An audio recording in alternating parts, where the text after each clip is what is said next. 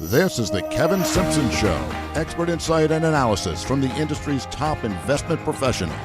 If you'd like a deeper understanding of today's markets, this is the show for you. Thanks, everyone, for joining our show today. We're delighted and so lucky to have a good friend, Jackie DeAngelis, on our show today. Full disclosure, Jackie was nice enough to have me on her show last month, and everyone at Capital Wealth Planning are huge fans. So we are humbled by your presence and certainly thrilled that you could take a few minutes today to join our show. As always, Jay Coulter, the inimitable host, sidekick, right-hand man who keeps us on track. Thanks, Jay, for joining us as well. And if it's okay, I'm going to dive right in. I mean, I'm just so psyched to have Jackie here. And I know, Jackie, you're on Fox Business now, and prior to that, you were on CNBC. But I would love to hear the story as to how you got into the profession, how you joined CNBC, maybe what that interview was like. You know, how did you get started? Sure. Well, first of all, thank you both for having me. I'm so excited to be here to be able to sort of candidly chat with you guys today. My story is an interesting story. I never thought that I would be a journalist or a financial journalist for that matter. I always was on a path to be, in my house, it was you could be a doctor or you can be a lawyer. And I sort of chose to be a lawyer. And I always thought that that was what I was going to do. Ultimately, it is one of the things that I've achieved and accomplished, but it wasn't my career path. So essentially what happened to me was right when I was in college, it was sort of 99, 2000, the dot-com boom, and everybody wanted to work on Wall Street and they all wanted to go to investment banks. And I started interviewing for these things and I would get to the last round and then I would, not be able to sort of make it into the end zone until ultimately I ended up landing a job at a buy-side firm at Oaktree Capital, working in their emerging markets group. It ended up being an amazing opportunity for me. I did all my internships there. They hired me out of school. And that was how I got my education in finance. It sort of was a real world experience. They taught me from the ground up. Wasn't something that I learned in school. And I loved it. But I also thought there was more for me out there. And I just wasn't sure, what direction I was going to take it in. So that's when I left the firm to go to law school. I got my law degree, or was working on my law degree, pardon me, when I got called into CNBC. And there was this madman called Jim Cramer. He had just launched a show and he needed somebody who had Wall Street experience to do some, research for him, research writing, that kind of thing, part-time. So I thought that would be a great way to earn some money while I'm going to law school. And I ended up loving it. I fell in love with TV. I fell in love with financial journalism. And I made that my full-time job and started going to law school at night until I finished my degree. Long story short there, I ended up, trying all of these different channels and avenues. I worked in development. We created shows from the ground up. And I had so much of a wealth of experience that I kind of felt like an interesting part of the development process for me would be, I do all the research, I do all the homework. Can I get up there and have the conversation myself? And that was something that I slowly worked on. But as you know, it's not so easy to always transition into this, into broadcasting on the air. So there was an opportunity in our London bureau to go abroad to the Middle East because they were launching something there and they needed a reporter. And that was the job that I went for. And they hired me and I moved and parachuted into Bahrain, of all places, 6 months before the Arab Spring happened. Obviously, we didn't know that was going to happen, but that became a huge story. And it was really my first break because there was nobody else on the island at the time when there was, a long period of chaos there. And that was kind of what started it all. They ended up bringing me home because it was too dangerous to stay. And I went back to the mothership and sort of, started just working my way up the ladder on the air this time. And that's how we ended up here. Well, you're clearly the smartest person out of the three of us. And I don't think so. and I don't know if Jay, I don't know if you are privy to Jackie's lingual skills, but I mean, she speaks 3 languages, and I think that is one of the coolest things. But to be there during that time, was it scary? Were you able to communicate effectively? What was it like? How were you as an American there able to, and a woman, able to get through that without, get through that in one piece? Yeah. So my language skills are Mandarin and Farsi. So I had the Farsi on my side when I was there, but believe it or not, you didn't need any other languages, even Arabic. Everybody spoke English. So I was pretty much able to communicate and travel around the region without, any difficulty. And in Bahrain specifically, women were treated, very well. You didn't have to walk around covered up. It was one of the more liberal places to live. But it was an amazing experience, and it comes into my, journalism, my reporting today, because look at what's happening in Afghanistan right now.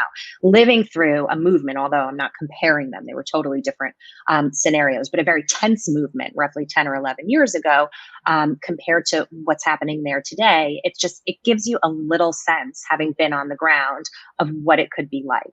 And it's a very dangerous part of the world, but geopolitics now more than ever impact our markets as well. And so I think that that's really important part of the storytelling. And I'll take this one step further and tell you the Mandarin is from a stint that I did in China, where I lived in Beijing.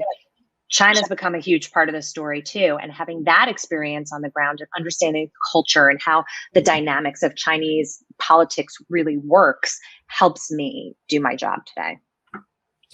Jackie, what I find interesting is that transition you made from doing research, understanding the investment industry, to reporting on it on a much smaller level. I have found myself doing that as well. And part of what I do is help folks like Kevin co-host shows.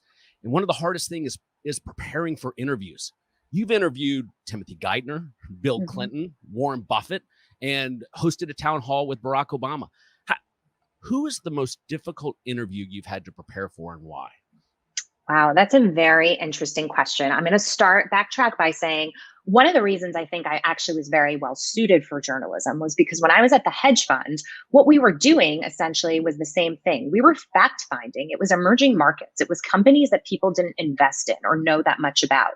So we would go visit and create relationships with these management teams. We had to ask them questions. Of course, we would look at the books and we would look at the balance sheet, but you wanted to see where the growth was going to be if you bought into their story. And it's so funny because as my mentor at the fund was teaching me how to do that, I realize now in my later life, that's pretty much what we do to a certain extent every day, maybe not with the end goal of investing in a company, but understanding, the different stories that are out there. Having said that, the most difficult interview isn't a Bill Clinton or a Barack Obama. Of course, these people are brilliant. And so you do your homework and you do your research and you make sure that the questions are right and that you're ready. But I think some of my most difficult interviews go back to those management teams when they're trying to get you to invest early on and put in, millions of dollars into a venture that nobody else has, endorsed. Those are the hard interviews. Mm-hmm. Yeah, that makes sense. And I can see how that skill set transferred into what you're doing right now with Fox Business News. Yeah, it's been amazing. So I've roughly been doing this for, I would say, 15 years now. And what I wanted to do when I left CNBC, it was just such a wonderful place to get the fundamentals and the skill set down. But I wanted to build on that and diversify a little bit because at that time I was covering oil and commodities, and I wanted to broaden out to the larger markets and also have conversations about politics and how that impacts the market and, what the future is. And so I've been able to do that at Fox Business. Specifically, they've given me a larger runway to be able to have those conversations, which I'm grateful for. We see you on Fox Business all day, every day, all across the network. Is there a big difference between the two, between Fox Business and CNBC? Certainly being respectful of both, but we love seeing you on Fox Business for sure. Yeah, of course. Listen, they're two different networks and they're run different ways. And some of the objectives are probably different in how they use their talent. So, I've just found that it's a great fit for me here in terms of the conversations that I want to have, the conversations that are organic to me. And also, my managers have sort of tapped into some of the questions you're asking about my background and what makes me unique, what perspective I have as a journalist. And so all of a sudden, when you start to peel back those layers, you realize I can talk a lot more than just commodities, bringing all of these unique lenses to my reporting and to the conversation. So let's use that as a great pivot. Let's talk about Afghanistan. A couple of Sure. days ago on Fox Business News, you reported about the economic implications of the Taliban sitting on an estimated $1 trillion worth of metals and minerals. What do we need to be thinking about as it relates to that transition in that part of the world? Well, obviously, the first thing I would say before we even get to the metals and the minerals would be the stability in the region. Again, having lived there and understanding the players and the dynamics. Obviously, Iran is one of the big bad actors. It's got all of its proxies in different countries, sort of wreaking havoc to a certain extent. I mean, that's their goal, is not to have stability. That's the way that regime continues to stay in power.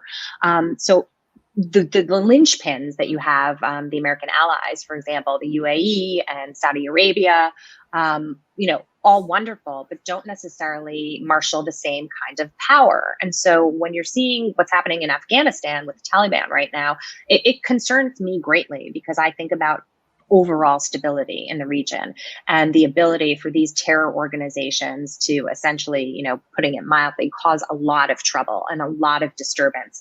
Ultimately, there's a human element to that. So of course we're worried about that. But the second piece of it is the economic implications, right? Obviously, a lot of energy still comes out of that region, very important. And it just, we've seen it before when there's turmoil in the Middle East. And first and foremost, though, you worry about terrorism as we're going into the anniversary of 9/11. And part of the reason that I think this administration wanted to pull out was to celebrate that anniversary. In a way, it's sort of backfired on them. But you wonder, we were there and we stabilized the region to an extent, and we're able to ward off terrorism for 20 years. What happens now? And that isn't local in that region. As you can see, those tentacles can spread across the world. And as a follow-up question to that, you also did a piece with a couple of co-authors, and I want to get their names correct. It was Dan Blakely and Tom Ameta, who are co-authors of The 20-Year War. And listening to you ask those questions about the dangers of securities checkpoints, of being in a country at a time like we are today, I felt like your questions came from a place of experience. What's your take on that, given your experience overseas? Well, they did. And so during the Arab Spring, again, I was not dealing with the Taliban, so I don't want to overstate this in any way. But when I was in Bahrain, most of the tumult was in Egypt. You had the Muslim Brotherhood and you had all the protests, and they were essentially overthrowing their leader, Hosni Mubarak, at the time. But there was a spillover effect into Bahrain as well, which was, run by constitutional monarchy. But there were these religious groups that were, always opposing the royal court and whatnot, that were starting to have these uprisings. What ended up happening, because Bahrain is an important Saudi interest, is the Saudis came over and they essentially sort of tamped down any unrest to kind of mellow things out. They did that with force initially, before people sort of realized how serious they were, and then it died down. But one of the ways that they secured the island was with these checkpoints, and that was the period where my company realized it was very dangerous for me to be there, and they wanted to evacuate us. So in the process of the evacuation, we had to go through these checkpoints, and it's very intimidating and it's very scary. And people are standing there with their faces covered in a sandstorm, essentially. This was my experience. And they take your passports and they're going through your car, and you realize they have weapons, and you realize that you're at the mercy of this person, whatever they want to do or whatever they don't want to do. If they want to be benevolent and let you go, then that's fine. And if they don't and they want to cause a problem for you, then it's going to be a separate issue. So the fear and the terror, I remember those moments and what it felt like. So I can only imagine, to magnify that on a crazy scale, because when I was there, a Saudi army official was never going to do anything to somebody with an American passport. I always knew that in the back of my mind. But you don't know that with the Taliban. I mean, we are a country that says we don't negotiate with terrorists, and there's a reason for that. And now we're in a situation where we don't even have an accurate number of how many of our people are left there, how many of them will be stranded after next Tuesday's deadline, and what will happen. The other thing is, I think about what happened in Iran in 1979, when, the Shah was overthrown essentially, and you had this, militant Islamic regime come in, and we had the hostage crisis. These situations are they're terrifying, and they're ordeals, they're international ordeals. And it's just, I hope that's not how this plays out, but it's difficult to see where it's going given the path that we're on at the moment. It's hard to see a positive outcome, right? I mean, you hope for it, but it's difficult to see that path. You hope for it. And then you have an administration who unfortunately is giving us so many, sort of, let's put it this way, they're conveying factual inaccuracies, right? With regards to how many people are still there, how difficult it is to evacuate. From our reporting on the ground, we understand that it's been very challenging and that people don't feel like they have any support. And so, what's going to happen? The Taliban is essentially forced our arm in setting this deadline. What's going to happen when they decide they don't want to play ball anymore? Mm-hmm. Yep. Jackie, I could talk to you about this for hours. We only have a limited amount of time, and I'd love to pivot to some of the issues we're looking at around the markets. When Kevin and I were preparing for this interview, because of your experience in the energy markets, we'd love to get your take on where you see energy markets today, and more specifically, what financial advisors and portfolio managers should be paying attention to in the energy markets. Well, I think what you have to pay attention to is the instability in the Middle East, because again, we're transitioning and the pendulum is swinging back where we will become more reliant on foreign oil. Unfortunately, we had created a situation where through the shale boom, through fracking, through unlocking all these hidden resources, which we have so many, and getting more out of the wells that we had already drilled, we were, producing massive amounts of oil. Now that's come down a little bit, partially because of the pandemic, but partially because people can see the handwriting on the wall with the administration and renewable energy policy. So if you start to see those production numbers come down even more, and we become less, U.S. sort of centric, yet less U.S. independent on our energy production, we rely more on foreign oil, you can expect the prices to go up. Part of the reason they're going up now is pandemic demand, but that's not the only reason. Part of it is this geopolitical environment as well. And part of it is it's domestic U.S. politics, 100%. Excellent. So it all kind of ties together a little bit, doesn't it? Yeah. So an easy follow-up question there is around inflation. And everybody has an opinion. Everybody has numbers that they like to source. As a financial reporter, what inflation metrics do you think people should look at? Oh, that's a great question. Believe it or not, I'm not going to point you to market metrics. I don't think market metrics actually are an accurate indication, because if you left it up to the Fed, they would tell you that core CPI strips out food and energy, and therefore we really don't have a lot of inflation. But if you're on the ground and you're actually feeling it and paying for things, that's not true. So this is where my sort of experience as a consumer, as a person, as a journalist, all comes into play together. And I say, I've seen the prices in New York City for essential items go up anywhere from, let's say 25 to 35%. That's substantial. It's palpable, and it's going to have an impact because wages, while they're rising, are certainly not rising as fast. On top of that, you look at the situation we're here in the city, for example, trying to recover post-pandemic with all the challenges that we have, with all the money that we spent, with the crime rates.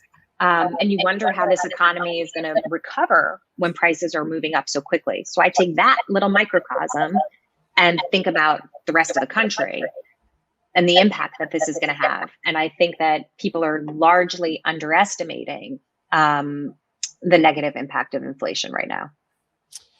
Kevin, we've asked every guest their opinion on inflation since you started this show, and your opinion has evolved slightly over time. What are you thinking today as a portfolio manager in terms of how inflation should be viewed? Well, I love Jackie's analogy of using the eyeball test for inflation, because if we listen to the Fed, we would know that it's transitory and it's going to go away. When in reality, that's not the case. You can't see consumer goods going up 20%. And even to the extent that wages are going up, it's not something you take back. Like, the inflation's gone, so now we're going to cut your wages. Like, that's not the reality. We raised our price at this restaurant. Now we're gonna cut our prices 20%. I've never seen that happen in my life. If you see it, let me know. Yeah, it doesn't happen. Right. So we're the victims of our own creation here with respect to prices, and that's not to say that it's our fault. We didn't create the COVID-19 virus. We didn't create a global pandemic. But how you deal with it moving forward is you need a Fed to take some action. We may get some news this week out of Jackson Hole. I doubt it, but the probability is we'll start to see policy in the future that will begin tapering, and then maybe eventually we'll see interest rates go up down the road. But the fear is that the Fed takes too little action and isn't taking it seriously enough. And that's what I'm scared of right now. Yeah, I am too. And I'll just add to that and say, if they're not taking it seriously enough, there will be a point right now, post-pandemic, everybody will spend more, they'll pay more because we've been cooped up, right? But at a certain point, there will be a chilling effect on the economy where people won't be able to afford to do things, and they'll start making decisions and making cuts and trying to manage budgets better. The flip side to this, it was a conversation I had this morning where someone said, well, after stimulus, people will be getting back to work, they'll be getting their paychecks, and consumers have saved a lot of money during this time. Maybe they'll spend it. Maybe they will, but their buying power will be substantially less. Exactly. All right. So two more topics if you have time, Jackie. First is around something comes up every show as well, Bitcoin and digital assets. And what we are finding is that the noise around these is getting louder and louder. The legitimacy of these as investable assets seems to be becoming institutionalized. So we'd love to get every guest's opinion. What are your thoughts on, as an investment, Bitcoin and digital assets? I mean, I am more of the Warren Buffett school of investing. If you don't really understand something, you shouldn't be investing in it. I understand Coca-Cola. I get, whatever. I get Ford cars. And so I can understand those companies and their business models. I don't really still feel, and I probably have better knowledge than most, that I really understand cryptocurrencies enough to make them a part of my portfolio. I would say diversify, have a little piece of it, something that's not going to break the bank if it doesn't work out. But all of a sudden, if these things really take off, then you had a toe in the water. Mm-hmm. Yep. Kevin, have your thoughts around digital assets changed? Well, similar to Jackie's response, as a portfolio manager, I pay attention to it, but I profess to be far from an expert. I was surprised when Palantir decided that they would put $50 million into gold bars as a hedge against inflation, as opposed to looking at something like Bitcoin. You'd think a company like that would be proactive with the crypto case. It didn't seem to set it back at all. I mean, I know the prices of digital assets continued to increase even in the wake of that news. Maybe it was because Coinbase talked about adding 500 million to cryptocurrency. So maybe the scale says, well, 500 million by Coinbase is bigger than 50 million from Palantir. But I thought it was a hit to the legitimacy, or at least to the run rate of this as a burgeoning asset class. So like Jackie, we'll both keep an eye on it, but not something that we'll be putting clients' assets in at this time. All right. Last topic is around the infrastructure bill. Jackie, you recently had Rep. James Comer from Kentucky on. He was saying that he did not feel that the bill was good for rural America. Well, overall, we can make the argument that something President Trump didn't get to was infrastructure, and that the 1.2 trillion that we're talking about, that was bipartisan, is enough to cover the hard infrastructure needs. There was more in that bill than just hard infrastructure. So I feel like the left got some of their wish list included in that as well. But, okay, fine. Having said that, I think given the amount of spending that we've done as a country to get out of the pandemic, it's probably enough at this point. I'm very concerned about that $3.5 trillion human infrastructure package. We just had a conversation about inflation. One of the ways to, created to worsen the inflation situation is to continue to spend in this way. And so, I would say I would support or understand the passage of the 1 trillion, but $4.5 trillion is it's substantial, and it will hurt the country. Kevin, what's your take as a portfolio manager? I think Jackie and I are of like minds on pretty much every question you've asked, Jay, but old-fashioned real stimulus is an investment.